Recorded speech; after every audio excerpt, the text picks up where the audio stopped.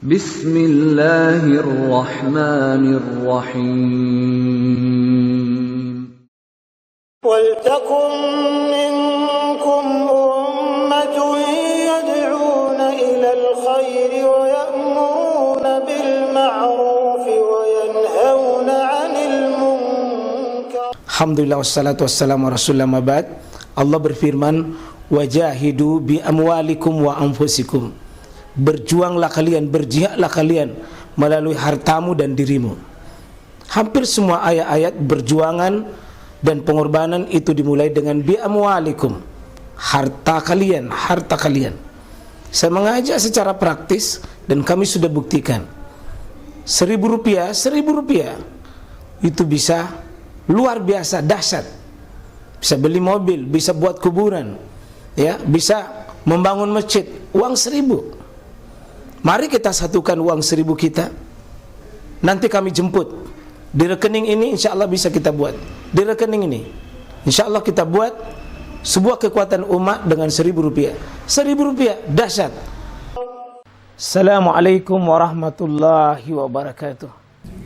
Jamaah sekalian, saya ingatkan diri kita sebelum kita masuk di materi, ya, babul imamah, bab tentang masalah imam. Saya ingatkan kita diuji oleh Allah dengan dua hal selalu, Pak, ya.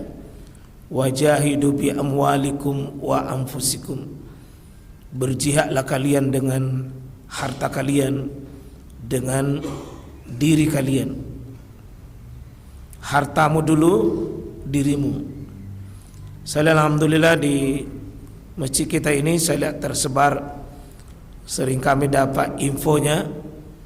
Alhamdulillah ada proyek besar untuk mengundang kita semua untuk membuktikan sampai mana keimanan kita, berharap kita dan perjuangan kita. Masjid ini punya cita-cita besar, punya harapan besar membangun rumah musafir yang dengannya tahfiz di depan itu diperjuangkan insyaallah. Itu berarti ada peluang, ada kesempatan bagi kita, Pak. Dan ini bisa jadi ini rahmat Allah menguji kita. Ya, kalau ditakdirkan oleh Allah berdiri rumah tahfiz di depan dan rumah musafir yang insya Allah kita menjadi asbab-asbabnya, Pak. Ya, kalau ada dititipkan kita rezeki dan kita menjadi bagian, bisa buktikan ya Allah, ini rezeki yang kau titipkan. Ya, tidak tonjina minta semua, tapi kebersamaan itu membangun insyaallah lebih berkah, lebih bersemangat insyaallah. Mudah-mudahan, Pak, ya, ada umur kita di depan bisa diperpanjang itu dengan masjid ini menjadi menyiapkan kita proyek untuk bisa beramal soleh.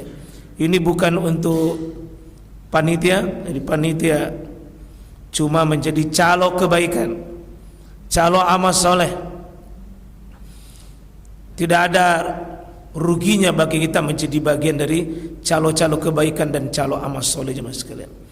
Dan ini kalau tidak melalui kita harta itu, bisa melalui lisan-lisan kita, Pak.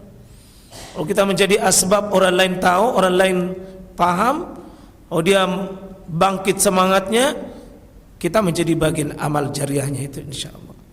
Ya. Semoga dimudahkan jemaah sekalian, tapi tidak sekedar doa, tapi kita butuh ikhtiar bersama.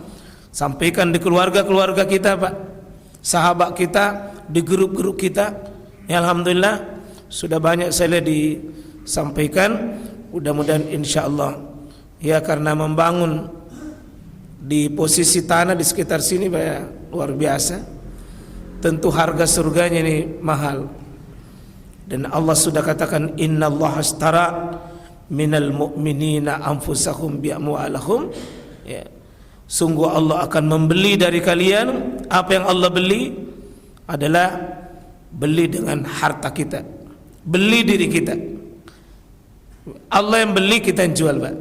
Ini bisnis tingkat tinggi. Bisnis bukan antar manusia, tapi seorang hamba dengan Allah. Innallaha astara, Allah beli. Allah beli. Dan kalau kita tidak motivasi begini Pak, bisnis kita lemah. Tapi kalau kita semangati, saya sedang berbisnis. Harganya apa? Bi anna lahumul jannah. Harganya surga. Surga, surga, surga, surga, surga. Bi anna lahumul jannah. Surga Allah. Di sini butuhnya keyakinan seorang hamba untuk melihat janji-janji itu. Semoga Allah gerakkan hati kita insyaallah ya. Baik jemaah sekalian, kita akan masuk di hadis tentang bab imamah dengan bicara tentang imam. Kemarin kita sudah bahas ya, bolehnya imam itu dalam posisi imam sebagai orang buta, hamba sahaya, bolehnya imam itu orang fasik,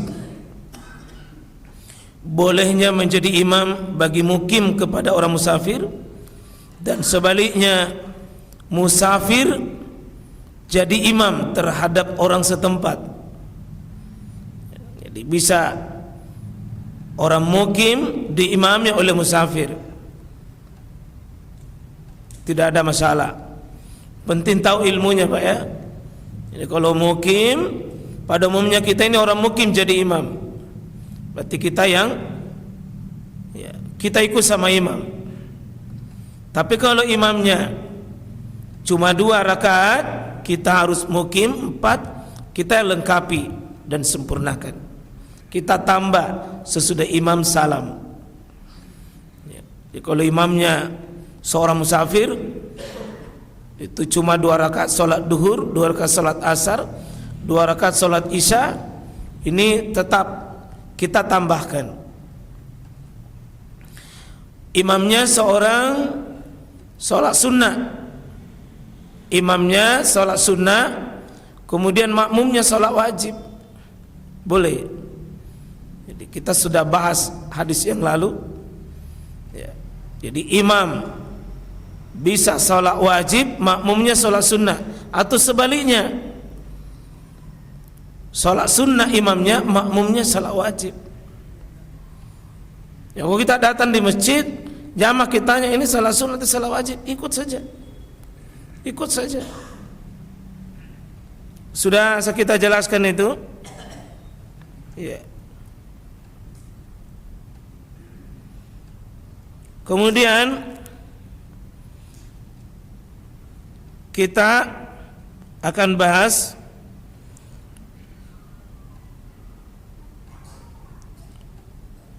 orang yang imamnya itu posisi orang yang sholat sambil duduk, bermakmum kepada orang yang sambil berdiri. Jadi orang sholat sambil duduk tapi bermakmum kepada orang berdiri. Makmumnya duduk, imamnya berdiri. Atau sebaliknya Pak ya, imamnya duduk, makmumnya bagaimana? Itu sudah dibahas di kalangan para ulama dengan berbagai penjelasan, bahwa an Anas bin Malik qala Rasulullah sallallahu alaihi wasallam fi maridati khalfa Abi Bakri qaida fi thawbi mutawashiha. Di sini sebutkan bahwa ketika Rasulullah SAW sholat dengan duduk di belakang Abu Bakar sambil berselimutkan kain. Jadi Abu Bakar jadi imam, Nabi waktu itu posisi sulit berdiri, maka makmumnya duduk, imamnya berdiri. Itu boleh. Seperti yang kita banyak lihat ada di masyarakat kita, pakai kursi duduk, itu pada umumnya tidak ada masalah. Imam berdiri, makmum duduk. Ya, cuma saya ingatkan Pak ya, bapak-bapak yang sholat duduk, tetap diingatkan bahwa aslinya sholat itu berdiri. Jangan langsung duduk kalau memang masih bisa berdiri, meskipun sesaat berdirinya. Karena begitu bunyi hadisnya, sholli qa'iman, sholatlah kalian dalam keadaan usahakan berdiri dulu. Nanti fa illam tastati, kalau tidak sanggup itu berdiri, baru wa qu'udan, baru duduk. Jangan duduk memang padahal sudah bisa berdiri. Demikian juga jangan baring kalau masih bisa duduk. Karena fa illam tastati, kalau tidak sanggup duduk ya wala jambi, baru dalam keadaan duduk, baring. Jadi kita usahakan Mbak, ada saya lihat bawa kursi dari luar, nah tenteng kursinya, bahkan nah jadikan juga kursinya itu tongkat. Tiba di masjid dia langsung sholat duduk. Ini tentu mau diperbaiki nih Pak. Kalau dia bawa kursi dari luar, berarti orang itu bisa berdiri. Buktinya nah bawa kursinya dalam posisi berdiri. Maka kalau dia mau sholat, hendaknya berdiri dulu sesuai kemampuannya. Mungkin orang itu bawa kursi karena tidak bisa berdiri lama, tidak apa-apa, berdiri saja sesuai kemampuan. Minimal dulu takbir posisi berdiri. Kalau tidak kuat kaki, memikul badan atau pusing-pusing, takbir saja berdiri. Allahu Akbar, duduk.